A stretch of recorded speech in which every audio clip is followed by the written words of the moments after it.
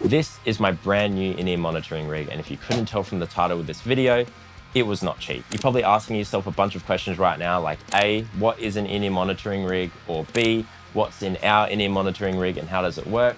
Or C, why would I spend $20,000 on an in-ear monitoring rig as a small band? I'll aim to answer every single one of those questions in this video as I go through the rack top to bottom, or bottom to top, because that probably makes more sense. Putting that monetary figure in big bold letters is mainly just to get you guys to click on this video. And if you haven't watched the channel before, hi. And that's not to say that that figure isn't true, because it definitely is. If anything, it's an understatement. But the purpose of this video isn't to just put that in the title and go, hey, look at me, look how much I spent on a rig. It's mainly just to showcase the actual rig itself, why it's necessary in our setup, and why bands even go through the trouble of getting all this stuff in the first place and spending all this money. If you really are interested in the raw figures, there's absolutely nothing stopping you from looking up the prices of everything that I'm about to mention in this video yourself. And when you factor in the labor cost of actually putting all those racks along with their respective looms and cables together, as well as the actual rack sleeves and the Pelican cases that house them, it did cross this figure that you see either in the title or thumbnail, depending on whether I change it in the future. Pre-warning, this is going to be a long video. This video should still be an interesting watch, as I'm going to be going through every single component of our rig, how it all works together, how it runs,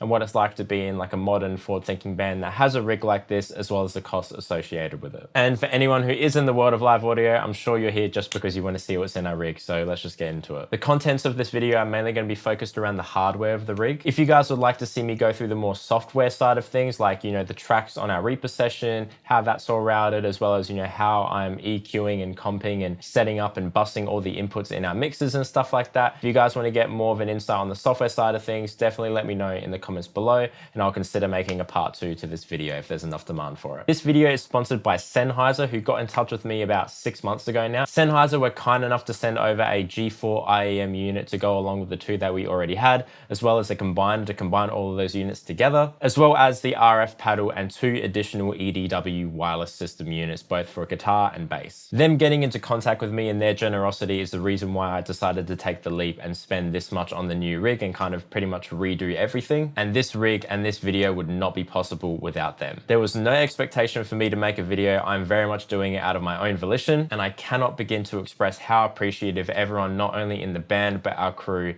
is of all of this stuff and how much Sennheiser believe in our project. So let's start with question A. What is an in-ear monitoring rig? For those of you that don't really play live or aren't really that deep into the world of live audio, I'll give you a really quick summary. An in-ear monitoring rig is a system of components that basically allow the band to hear themselves on stage via headphones. Having an in-ear monitoring rig completely eliminates the need for having those front wedges that you might see at venues that point towards the band on the stage, because rather than needing to stand right in front of them and getting a personal mix through them, alongside with the wash of stage instruments and drums and all that stuff competing for the space, you can just get your own personal mix sent straight to your headphones via your in-ear monitoring rig. For the record, I've been using my Sennheiser 535 in-ear monitoring headphones for the longest time, before Sennheiser got in touch, well before that, and I've since then upgraded them to have custom mold sleeves via Pacific ears that are fitted right to my eardrum. There's a whole video that we did documenting that process and going through it, and you can check that out either here or up here somewhere. Basically, whatever you hear as an audience member coming through those front of house speakers at a concert, an in-ear rig pretty much allows the musicians to get that directly into their headphones on stage. There's so many benefits to having an in-ear monitoring rig as a band, such as preserving your hearing is probably the main one. Drum kits allowed, stages allowed, amps allowed, audience members allowed. If you don't have an in-ear rig, or you're at least not protecting your ears on stage by wearing plugs, you're pretty much asking yourself to go deaf in 10 years. Having an in-ear rig also allows you to hear yourself back more clearly and hear the intricacies of your playing. Sometimes all the little bends and all the little slides and stuff like that get lost in the room because there's so much audio fighting for the same space, but getting a directional kind of one-on-one mix in your ears is really beneficial for tightening up your playing. Having an in-ear rig also allows for less latency on stage, and this isn't really a huge problem unless you're playing a big stage, but say for example you are, if you have someone on one side of the stage and a drum kit on the other side of the stage, if that drummer hits a snare or something, by the time the speed of sound travels to the other side of the stage, whether it's 10, 15, 20 milliseconds, no matter how small it might seem, it all does add up, especially across multiple members on a stage. Having an in-ear monitoring rig pretty much completely eliminates that, because rather than getting everything at the speed of sound, you're all getting the same inputs directly into your ears at the same time. The last benefit I'll go through is also having a cleaner soundstage. By having an in-ear rig, you don't need to run the front wedges. You probably aren't running guitar amps because they're not being mic'd to go to the front of house, you're just getting it in your ears. You'll most likely just have a drum kit being the only thing making sound on stage. And that's super, super handy for the front of house engineer because he or she won't need to worry about, you know, a guitar amp going through the snare mic or something like that and messing with gates and just, yeah, it's just getting in the way. By having a clean soundstage, by having an in-ear rig, it pretty much eliminates most of stage sound. Could go on and on and on. At this point though, it's worth mentioning that in-ear rigs are completely selfish. They only matter to the musicians that are using it. Having an in-ear rig won't make the sound coming out of front of house any better or any worse. You get no benefit as an audience member in terms of the actual raw fidelity of the audio coming through. It's literally just for the musicians on stage. However, when done right, it is my personal opinion that an in-ear rig will transcend that notion of selfishness, because by having, you know, cleaner soundstage, by having things hit your ears at the same time, by having everything seem tighter because you can actually hear yourself playing, that will then translate into a better show and a better kind of experience for the audience watching. Our new in-ear rig was built by the lovely people at Deluxe Guitars who built it while I was away in January at NAMM. You might have seen their IEM Rig Rundown post floating around on social media recently. The most notable one, at least to me anyway, is the one that they did for Make Them Suffer recently. Lots of emails and lots of back and forth between their team. We finally landed on this rig that we think is really suitable for us at this current moment in time with a little bit of future proofing as a three-piece band. I'll get into that as we go through the rig. Which brings us nicely into question B. What is in our in-ear monitoring rack and how do we use it? There's 4 separate racks to our in-ear system, as you can see here, and every single one of these sleeves is made at Naught Cases in Queensland, Australia. They are these super lightweight vented birchwood racks, and every single rack in our system serves a certain function within the in-ear rig. Splitting it up like this is done for both practicality and functionality. Firstly, by having everything in a separate rack rather than having it all in the one enclosure in a big 14 rack unit fridge, this ensures that every single rack sleeve here in their respective Pelican case with wheels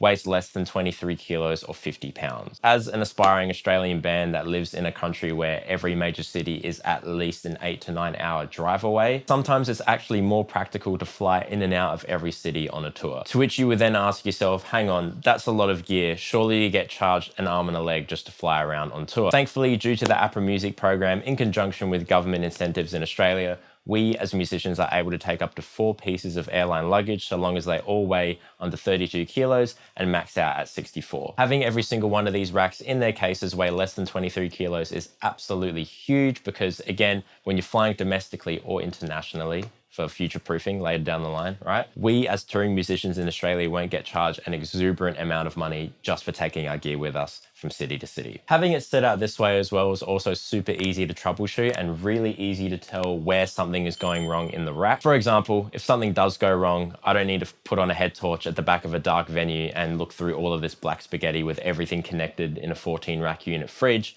Instead, I have everything super compartmentalized where they're all doing their own function. So that way, if something does go wrong, I can easily pinpoint where it is and address it. Everything is separated, everything is easy to diagnose, and everything is super light and easy to travel with. So let's start at the bottom rack and work our way up. First rack is a 6 rack unit sleeve that houses our custom 40 channel passive split. The split itself was made at Esh Audio, a company based in Sydney, Australia.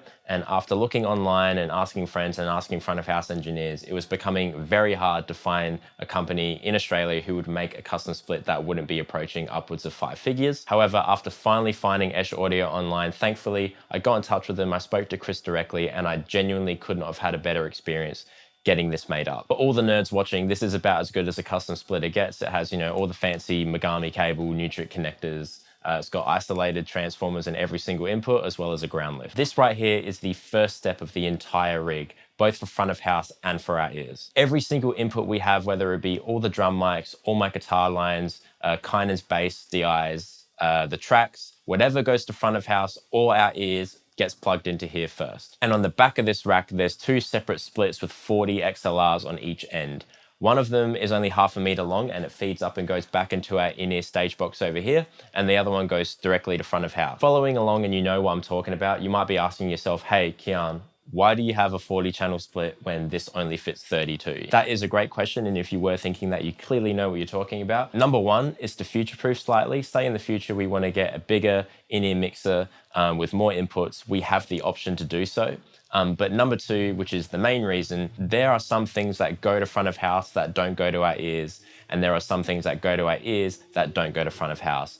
And by having 40 inputs, we can have this be the first stop, plug everything in, and then distribute those inputs accordingly, whether they go to our ears or whether they go to front of house. For example, things that go to front of house that don't go to our ears, such as like subs, time code, all that stuff where we don't need it in our ears or it serves no purpose.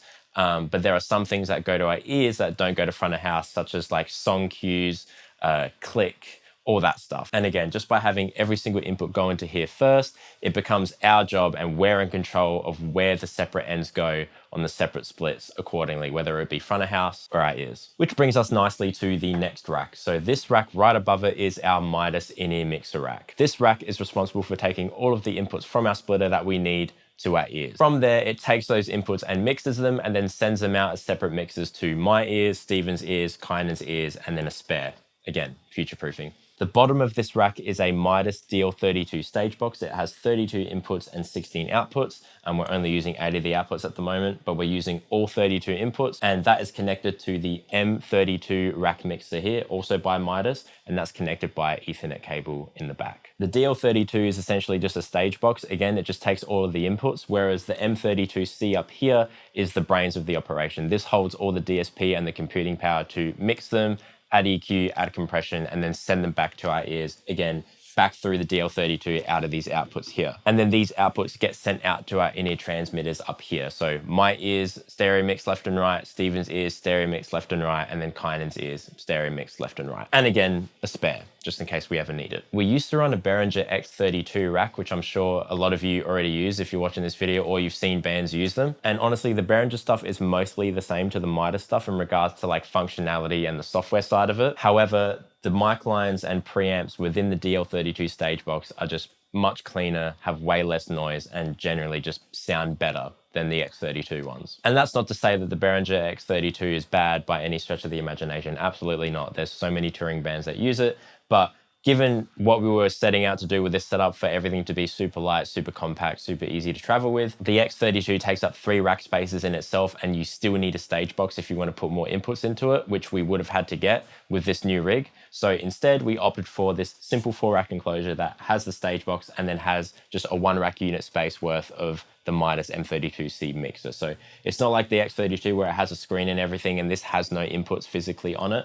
All the inputs are from this stage box over here. If I went back in time, knowing what I know now when building an in-ear rig, I would have just had this from the start. Even though it costs a little bit more, it just runs a bit cleaner, sounds better, and you know, I ended up selling and getting this anyway, so I ended up spending more money than I should have. I was actually at the Pliny show the other week and I was speaking to his front of house engineer, Ronnie Young, who also does guys like Periphery and Animals as leaders when they're in Europe and stuff like that. I actually messaged him a couple months ago because this was before we were thinking about getting this rig, and I motored over with him and kind of talked about it. And turns out that I think Pliny has pretty much this exact same rig going on as well. I find that a lot of bands are going to this more compact, more flyable M32C plus DL32 stage box rig. The next rack over here is the in-ear transmitter rack, and this is probably the easiest rack to understand out of the 4. This rack's job is basically to use these transmitters to send out our mixes separately to each of our ears via the little wireless belt pack receiver that you might see bands wear on stage that are connected to their in-ear headphones. That's how they get the mix in their ears wirelessly. And again, the way that it takes those mixes are routed at the bottom of the outs here on the MIDAS stage box, which then get plugged into the inputs of these respectively. This rack hosts 3 separate Sennheiser G4 IEM units, and we actually had 2 of them before Sennheiser got in touch with us. So we were using them prior and we had a really good experience with them. And Sennheiser, again, were kind enough to send an additional one here. So now Steven gets his own mix, as well as the combiner and the RF paddle as well. The Sennheiser combiner on the bottom right of this rack acts as host power for all of these separate transmitters. So rather than needing a separate power brick, separate power cables, separate outlets for all of these single units individually, everything just plugs into this combiner and it hosts power for all 3 of them, which is great. Saves a lot on weight, saves a lot on cabling, saves a lot on things that can go wrong. The main job of this combiner, however, is to combine and strengthen all of the separate signals that each of these transmitters are emitting and emit them onto stage stronger and more reliable via this RF paddle over here. You might have been at a show and you see these like side stage pointing towards the band. Again, this just just ensures that all the musicians on stage don't get any wireless interference in their ears or don't get like a random radio station being picked up in their ears, because this paddle, along with this combiner, is acting to emit those frequencies at a stronger and more stable velocity onto the stage. Again, the separate mixes for me, Keyan and Stephen, and a spare are coming from this MIDAS rack here and then plugging into each of these respectively. And the reason why we have 3 is because that way you can have 3 separate mixes for all of the band members. So for example, I like having the song be kind of representative of the original song in my ears, so I have all of my instruments relatively level.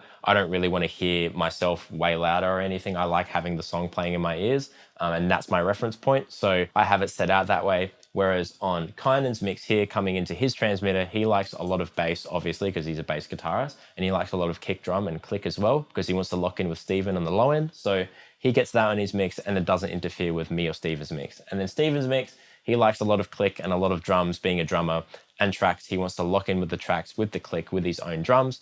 And that way we are able to play more in time with him. So that's his mix. And again, by having the separate transmitters for each of us, we can move things around and not affect anyone else's in-ear mixes. Lastly, this top rack over here is both playback and power distribution. This rack essentially hosts power for the entire rig, and every single separate part of the rig is connected to this rig via PowerCon, which we'll get into when we turn around to the back. It's worth mentioning that this has been set up to run on either Australian voltage or European or American voltage. Wherever we go in the world eventually, this rig will be able to be powered on any sort of voltage that gets thrown at it. The playback part of this rack comes from this top rack unit here, which is the iConnectivity Play Audio 1U interface. This Play Audio interface in particular is being used by a lot of bands at the moment because it has MIDI functionality built in. It's built like an absolute tank for live use, but the main draw card to this is the fact that it has redundancy built in. And just like most other bands that get it, the redundancy was the main reason why I got it. And if you don't know what I mean when I say redundancy, basically redundancy just ensures that when you're on stage, if your laptop dies or tracks die or something like that, redundancy is the act of having another system in place to kind of kick in straight away so that the show doesn't stop and the show keeps going. Redundancy in this unit itself comes from the fact that you can plug in 2 laptops at the same time, running the exact same session with the exact same backing tracks and the exact same songs. And if laptop 1 was to literally catch on fire, it would automatically switch to laptop 2 without skipping a beat. And again, this is absolutely huge as a live touring band, especially when you do bigger rooms and you start doing festivals and stuff like that. The last thing you want is your tracks dying and music to stop, and then you got to figure out what's wrong. You just want the show to keep going, and this allows you to do that. It's not completely without its flaws though, obviously, because it's all in the same unit. If the unit itself dies, there's not much you can do.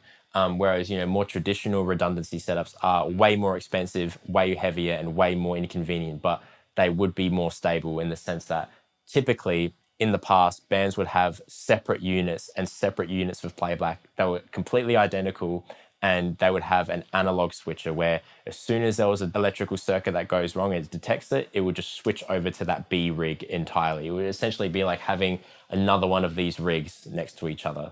Which is completely overkill and something that I definitely can't afford. But a lot of bands do that. But this is a really great compromise, given the fact that most of the time it's not the actual hardware itself that dies, touch wood. It's mostly just the laptop has a little hiccup, or it starts a Windows update, or it just dies. Like you've seen it happen. I'm sure you've seen it at a show. This basically ensures that you can have the 2 laptops plugged in and it won't do that. And I guess like the last step and an honorable mention is the laptop that runs the track. So this model here is my HP Spectre X360. It's a 2017 model.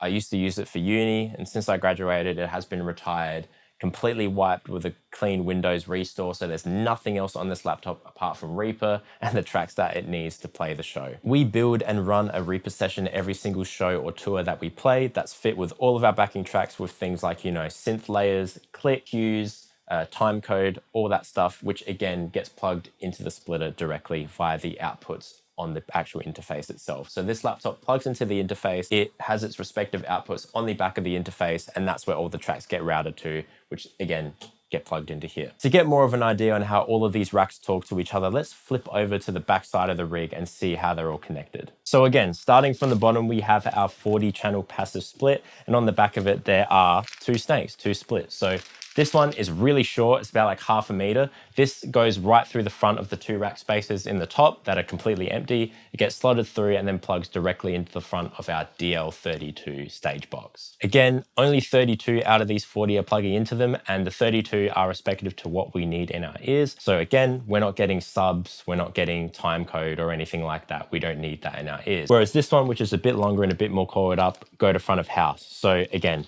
all the respective inputs that only front of house needs get selected from these. Everything is colored, everything is labeled, and yeah, it just goes to front of house. It's the exact same thing. It's a passive split. This is the only rack that doesn't get power to it because it doesn't need power. Moving up, we have the MIDAS rack with both the DL32 and the M32C mixer. So you can see here, those 8 outputs that were kind of routed on the front, those black kind of cables, they're routed to the back on this back panel here, and they're respective to the outputs that we need for our ears. So my left and right, Kyanan's left and right, Steven's left and right, and then a spare over here. When you open this back door, you are greeted with the back of the actual units themselves with a power board stacked onto it and a little router over here. This power board again hosts both the M32C mixer and the DL32 stage box alongside this little router via USB over here. It's a 5G tiny little travel router. This little router over here is connected directly into the M32C mixer so that we can create a private network and then connect to it via iPad so we can control our mixers and control everything on the fly without needing a laptop through the M32 app on the iPad. Again, everything labeled, everything color-coded. Deluxe Guitars did an absolutely awesome job and everything looks super clean. Moving up, we have the Sennheiser rack that has the in-ear transmitters and the combiner. And as you can see on this back panel here, it has all the inputs we need that are relative to this rack. So for example, we have the antenna over here, which is where we plug the RF paddle into. That's connected to the combiner. We then have my left and right, which is connected to my in-ear transmitter, Kyanan's left and right, which is connected to his, and then Steven's left and right, which is connected to his. Again, all color-coded, all labeled, all correlated to the mixes that are being sent out of the MIDAS rig over here. Lastly, we have the playback and power distribution rack over here. So on the bottom of this rack, you can see this back panel. It has everything routed that we need for power and MIDI. It's routed to include both MIDI and power to my pedal board and Kyanan's pedal board as well. As you can see on the left here, we have a MIDI connection here and power for my guitar board, and then MIDI and power to the bass board as well. The actual MIDI commands themselves are pre-programmed and put in the Reaper session on the laptop, which again is connected to this iConnectivity Play Audio 1U interface. And then that is routed to each of these respective MIDI DIN ports on the back panel down here. And for those of you with keen eyes, you will notice that there's 2 extra ones here that aren't being used right now. But again, future proofing, you never know when we might need it. Next to that, we have the 2 power cables that both of these racks plug into respectively. So as you can see here, we have the in-ear transmitter rack over here being powered by this short little cable. And then we have this one down here, which powers the MIDAS rack, and that gets plugged into over there, as well as the master AC cable. So this power con essentially just plugs directly into your outlet like a normal power cable. And this is the one cable that pretty much powers the entire rig, including pedal boards when they're plugged in. So we can essentially just travel anywhere and have this rig power the entire thing. We don't need to have separate outlets. It's literally just that one outlet that powers everything. So that's our entire rig and how it all runs and how it all functions and works together. So let's go to the most controversial question of this video. Why would I spend $20,000 plus on an in-ear rig as a small band? Well, there's a lot of reasons why I would put in that investment as a small band at this stage, many of which I alluded to in the video previously, but I'm happy to go through them and dig a little bit deeper. Future-proofing is a really big one. Given the trajectory of the band and what we've been fortunate enough to do in the past couple of years, you know, we've had a couple tours across Australia. We've learned so much about how front of house people work, how venues work, how they want us to set up our rig. Having this should in theory make things really, really easy, not just now, but in the future, whether we're playing in a 200 club room, 800 cap room, or in a theater somewhere, eventually maybe, who knows, right? I also learned a lot of lessons in what I originally got. And again, I'm not gonna beat myself up for it because I just didn't know at that time. But with previous iterations of the rig, I found myself spending all this money when really I should have just done some things this way from the start. And yes, I would have been spending a little bit more, but when I look back now, it would have been a good price to pay back then because I ended up paying it now later anyway. Having this rig is also really easy to set up, despite the fact that this video is super long and I just went through everything. To set up this rig, from taking it out of their Pelican cases, stacking them and plugging all the cables in, probably takes like 2.5 minutes. Having it set up this way allows for an easier setup, a cleaner setup, Front of house engineers are gonna love us for it because it's super easy to pack down. And after a show, after our set, we don't need to, kill ourselves with getting everything off the stage. We can literally just power down the whole rig, take out a couple looms, and we're done. You know what I mean? So by having this rig, it allows the rig to actually be sat offside stage. And the rig is not seen, you can't see it, the audience can't see it. It allows for a cleaner stage, allows for a cleaner look, allows things to run more smoothly. We have really long looms going to our pedal boards now, so we don't need them right next to the rig. It looks better, it feels better, and it will leave a better impression on the audience, I'm hoping, as well as the front house of engineers. These are the little things that I kind of wanted to address with this rig to make sure that we don't do any of those tiny little things, because by eliminating all of these tiny little things, it just allows for a better show, a better experience, and things to run more smooth. Better sound is a huge one. As I previously mentioned before, the Behringer X32 rack that we were using before is good, but it does not sound as good as this one, that's for sure. And that's because these, rather than being MIDAS designed preamps, are actual MIDAS preamps. They're much cleaner, the noise floor is a lot lower, and that allows us to drive our in-ear packs a little bit louder and just have everything a little bit cleaner, which means that we hear ourselves better, which means that we play better. Basically, again, having better sound, having a better representation of what we're actually playing on the stage, through an isolated in-ear mix, allows us to put on a better show and give the audience who have paid to see it a better experience. Another thing about this rig that you're probably already wondering is there's a lot more things, so a lot more things can go wrong. That is true, although the way that everything is set up now and being compartmentalized and having color-coded looms, I think that it's very much less likely to happen. The way that everything's set out now, it's super easy to understand. Everything is labeled, everything is color-coded. You can tell exactly what is going to where, and by doing so, it makes things really easy to diagnose as well, as I mentioned before. Again, another reason why I spent all this money on the rig now is because when we do go overseas eventually, it's super easy to get there because everything is under 23 kilos or 50 pounds. Everything is super compact, everything is flyable, and everything can be powered overseas on their voltage. And for now, I guess the last thing that's worth mentioning is that I have the ability to now hire this rig out. If there's any Adelaide bands who want to use this rig or want to see what it's like or use it for a practice, they can hire this rig out. It's completely set up, everything runs, everything's compartmentalized. If they just need in-ear transmitters, they can have that. If they just need a splitter, they can have that. If they need the MIDAS rig, they can have that. Again, because everything's separate, because everything is under 23 kilos, it's super easy to get around, it's super easy to hire out. But yeah, that is why I spent over $20,000 on an in-ear rig as a small band. Let me know what you guys think of this video. This was a really long one. If you're still here, thank you so much for sticking around. Massive thanks to Sennheiser for sponsoring this video and sending both the G4 units, the paddle, and the EDW units. They are absolutely phenomenal, and they go along with the stuff that we were already using in our rig previously. This video would not be possible without them, so I am very appreciative. Thank you guys so much. But until next time, I'll catch you guys later. Thank you so much for watching.